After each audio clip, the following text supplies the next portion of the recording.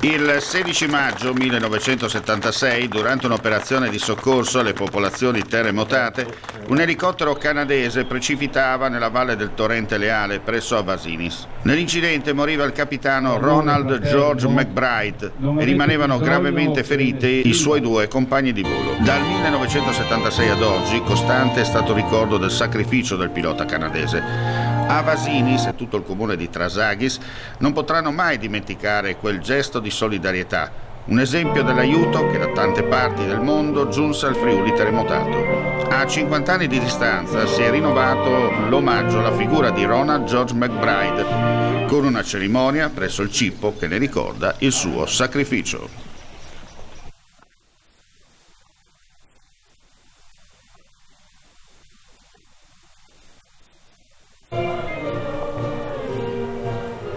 I sindaci e gli amministratori presenti, ringrazio il Presidente della Comunità.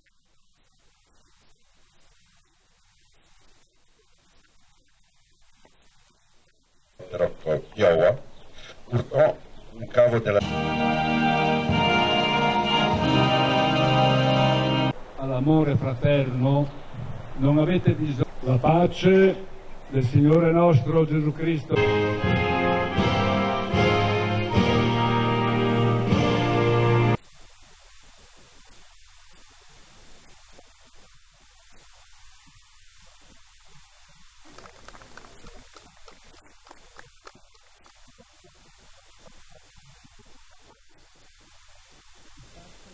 Caloroso e un ringraziamento a tutte le autorità civili. George McBride, che il 16 maggio del